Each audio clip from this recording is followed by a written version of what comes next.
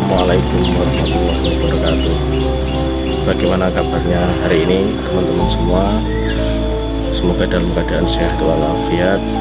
Dan untuk yang hari ini mungkin sedang sakit, saya doakan untuk segera diangkat penyakitnya dan dapat beraktivitas seperti sedia kala. Oke teman-teman, kali ini saya sedang berada di Desa Pokok.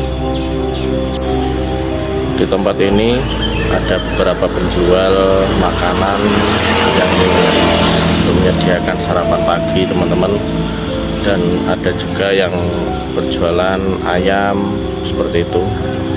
Namun dibalik semua itu, dibalik keindahan suasana pagi dan alam yang masih sejuk ini, di sebelah kiri saya ini terdapat pohon beringin teman-teman, yang masih dipercaya oleh warga sini untuk melakukan ritual ataupun memberikan sajen teman-teman.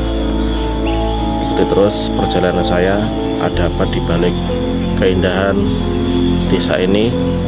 Ikuti terus perjalanan saya dari awal hingga akhir. Close till I get up. Time is barely on our side. I don't wanna waste what's left. The storms. Kalau dilihat secara pikiran yang jernih atau yang pikiran yang positif, tentu desa ini atau kawasan sekitar ini tidak ada yang aneh ya teman-teman, karena ya pedesaan seperti ini. Jadi suasananya sepi, sejuk, banyak burung-burung yang berkicauan di pagi hari, seperti itu ya teman-teman. Jadi kalau dilihat secara fisiknya, untuk pohon beringin ini tidak seperti yang kita bayangkan. Mungkin bayangan kita pohon ini besar dan tinggi ya teman-teman. Jadi pohon ini dulunya mungkin tinggi besar, cuma karena udah rapuh, tinggal terlihat batangnya aja dan muncul tunas-tunas baru seperti itu. Namun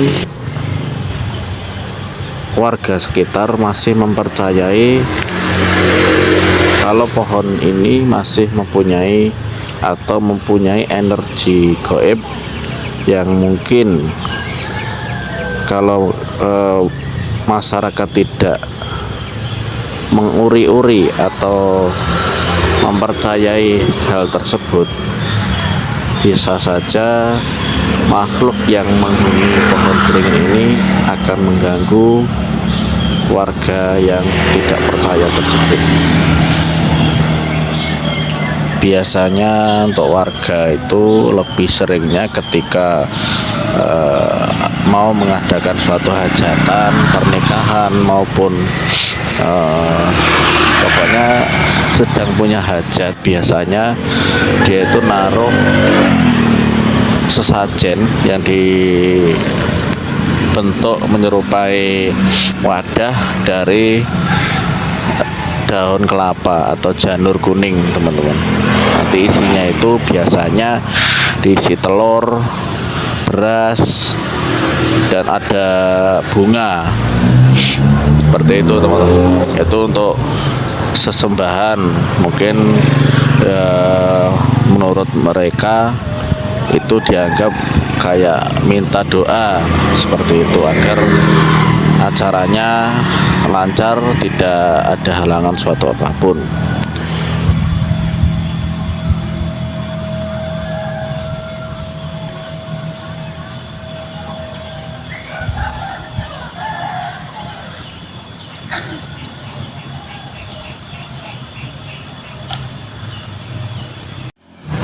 Bisa dilihat teman-teman, waktu saya mengesut atau merekam daerah sekitar, ternyata saya digapi ulat hijau. Tapi nggak apa-apa, ini tidak mengganggu karena mungkin waktu saya dekat di dedaunan, jadi dia ikut nempel ke tangan saya. Oh iya teman-teman, di samping pohon ini kalau pagi biasanya ada mbah-mbah yang jualan sayuran untuk persiapan sarapan ya teman-teman. Jadi di balik keangkeran ini juga sebenarnya nggak angker sih teman-teman, kalau kita anggapnya biasa aja. Cuma kalau kita mungkin kepercayaan warga sekitar yang sudah kental dengan hal-hal gaib seperti itu, ya mungkin dianggapnya angker seperti itu teman-teman. Karena kepercayaan seperti itu, apalagi sampai memberikan sesajen di bawah pohon dengan kepercayaan bahwa itu akan mendatangkan keberkahan seperti itu, tentu menurut dilihat dari segi agama tidak diperbolehkan ya teman-teman. Terutama agama Islam sangat melarang hal-hal yang mengarah ke kesirikan atau perbuatan syirik, karena itu sudah melewati atau melampaui batas. Karena ya kita hanya percaya kepada Allah, yang melindungi kita ya hanya Allah. Jadi kita tidak boleh mempercayai kepada makhluk selain Allah, apalagi kita meyakini bahwa makhluk tersebut akan mendatangkan keberkahan. Nah, itu sangat-sangat sudah kelewat batas ya teman-teman. Saya akan membagikan tips atau pengalaman yang saya lakukan ya teman-teman. Jadi ketika mungkin teman-teman melewati suatu tempat yang mungkin teman-teman anggap itu angker, atau teman-teman merasa kalau melewati tempat tersebut jadi merinding atau gimana, jadi ada satu amalan ya ini yang dianjurkan oleh Rasulullah, yaitu doa perlindungan yang bacaannya seperti ini: Bismillahilladzi la yadurru ma'asmihi syai'un fil ardi wala fis samai wa huwas samiul alim, atau a'udzu bikalimatillahi tammati min syarri ma khalaq, atau dengan kita membaca surat Al-Falaq, Anas dan Al-Ikhlas. Tentu kita berharap perlindungan dari Allah Subhanahu wa taala. Di daerah sekitar ini kalau malam gelap ya teman-teman, karena nggak ada lampu penerangan. Dan ini sebenarnya di desa ya teman-teman. Jadi setelah jembatan itu tadi, dan di ujung atau di samping pohon itu sudah ada perkampungan warga. Jadi untuk area yang dianggap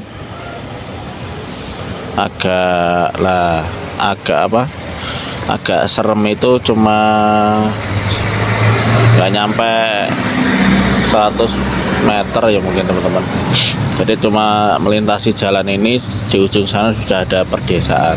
Jadi ya hanya sekitar pohon beringin ini yang dianggap warga di sini agak angker. Dan di suasana siang pun di sini nggak begitu terkena sinar matahari ya teman-teman. Jadi ya kesannya agak gelap. Namun di siang hari juga biasanya banyak orang-orang yang berjualan di sini, seperti jualan es, jualan, kadang ada jualan kelinci dan sebagainya.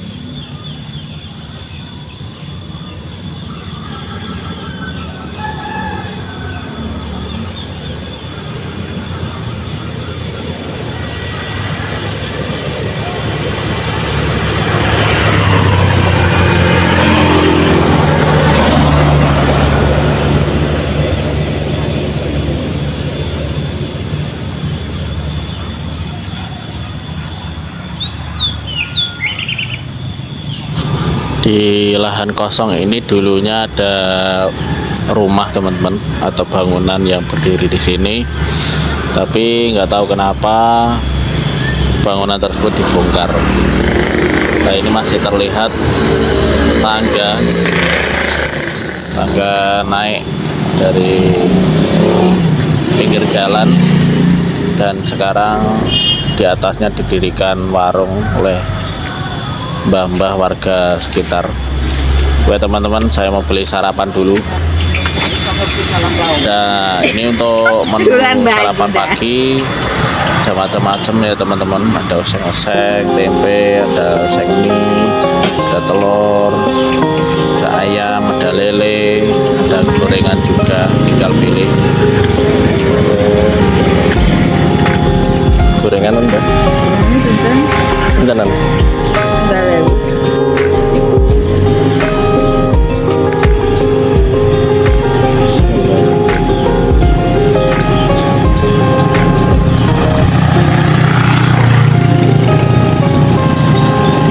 Oke teman-teman, saat ini saya sedang berada di tepat di bawah pohon beringin yang tadi yang terlihat tinggal batangnya teman-teman. Jadi bentuk pohonnya kalau dilihat dari dekat seperti ini sudah rapuh dan tinggal batang bagian bawah. Nah, untuk daun-daun yang di atas itu malah sudah ditumbuhi apa ya teman-teman, kayak anggrek ya. Jadi untuk pohon yang ke atasnya sudah rapuh dan sudah tumbang, jadi tinggal bagian bawahnya. Untuk warga sekitar biasanya menaruh sajennya itu di dekat akar ini teman-teman, taruh di situ karena menurut warga makhluk yang penghuni pohon ini biasanya mengganggu anak-anak yang terutama balita atau anak kecil yang melintas di jalan ini teman-teman. Makanya jarang sekali orang tua yang masih punya anak kecil jarang untuk dilewatkan di jalan ini, terutama hanya mengendarai sepeda motor atau di waktu sudah sore ya teman-teman, karena biasanya anaknya malamnya jadi rewel, atau ibu-ibu yang sedang menyusui, sedang masa menyusui, biasanya kalau melintas di sini juga akan diganggu. Biasanya mengganggu ke anaknya ya teman-teman. Jadi ibu yang menyusui biasanya anaknya itu nggak mau mimik asinya ibunya. Kalau ada ibu-ibu yang sedang menyusui dan melintas di sini biasanya mengganggunya seperti itu. Dan di ujung jalan yang tepat saya di bawah pohon tadi juga terdapat pohon beringin yang masih tinggi ya teman-teman. Dan mungkin kalau yang di sini tidak digunakan atau dipercayai oleh masyarakat untuk diberikan sajen ya teman-teman, karena ini posisinya dekat dengan masjid. Tapi ya kurang tahu ya teman-teman, mungkin kalau orang tersebut masih keimanannya kepada Allah masih kurang, ya masih mempercayai hal-hal gaib terutama pada pohon-pohon seperti ini, ya tetap aja dia akan naruh sajen meskipun di dekat masjid.